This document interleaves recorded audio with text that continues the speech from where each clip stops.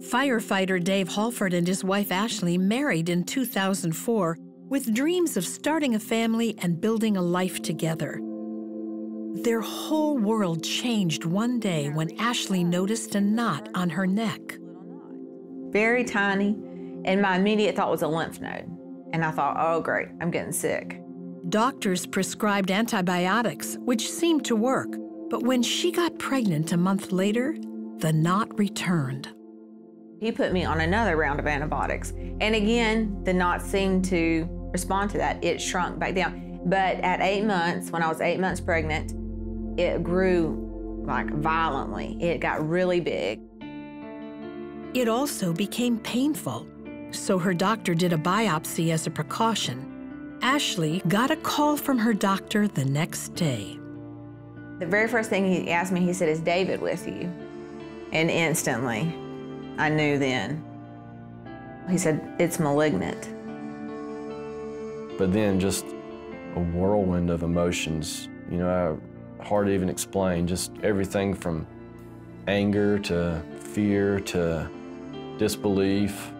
My wife and my unborn child here is my whole world. And now suddenly that's just turned upside down.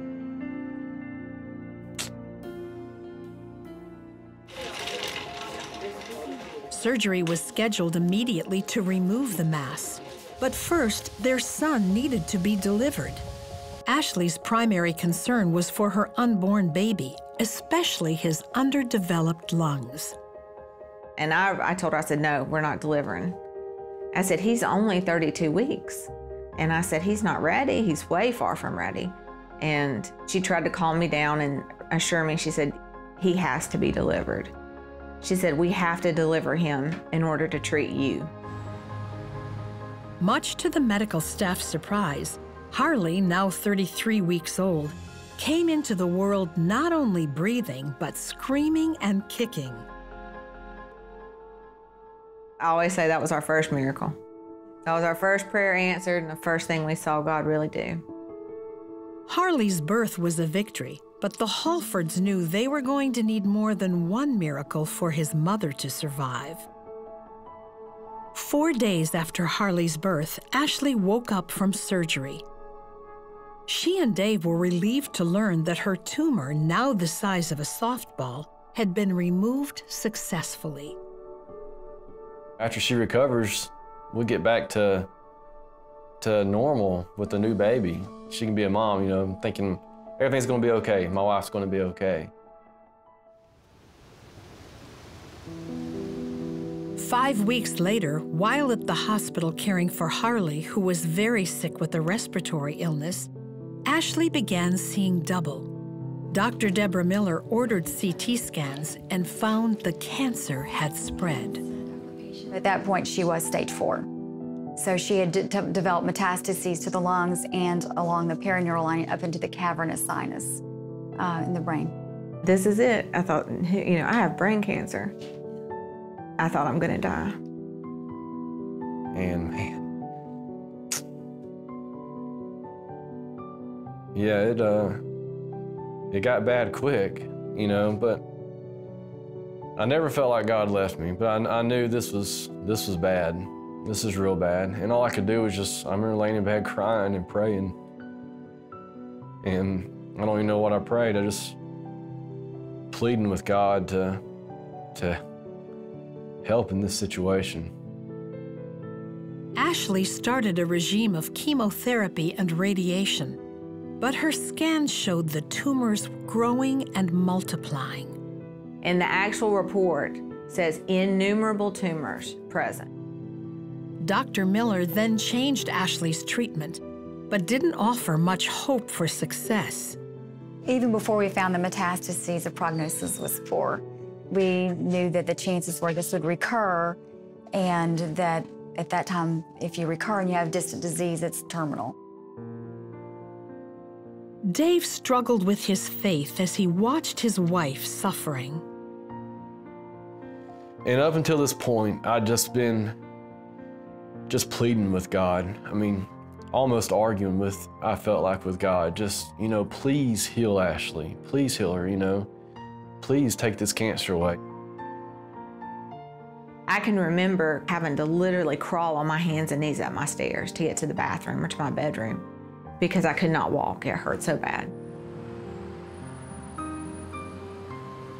Meanwhile, the Hallford's church started fasting and praying daily for Ashley's healing.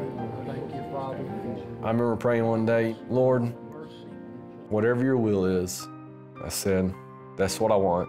So if it's for Ashley not to make it, I prayed that she wouldn't be in a lot of pain.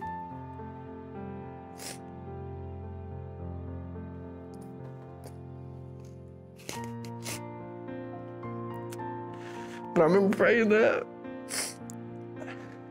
And I remember sitting here and I felt like I could literally feel God hugging me. And I never felt that before. I think during that prayer, that's probably the closest I've ever been to the Lord. Because I could literally feel arms wrap around me. And I remember almost like I could hear him say, it's gonna be okay. She's gonna be okay. After a month of prayer, Ashley went back in for more scans. And on that scan, I still had all the tumors, but there was some shrinkage on some of them. Some of them had shrunk a little bit.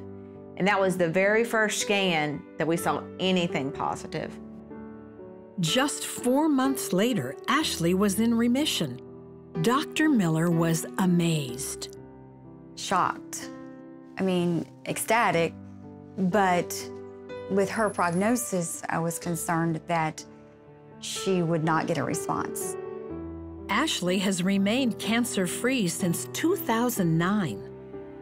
I had an older partner ask me, he says, so you are telling me you cured this young woman of this terminal cancer? I said, no, sir, I'm not telling you that.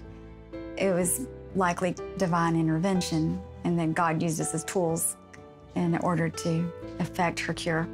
But I said, I'm not so arrogant to think that it was me. Fertility specialists told the Hallfords that they could never have more children. But Harley prayed anyway.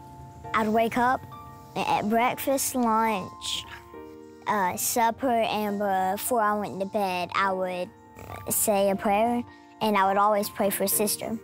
Then, in February of 2012, Ashley got a call from her doctor about a routine blood test.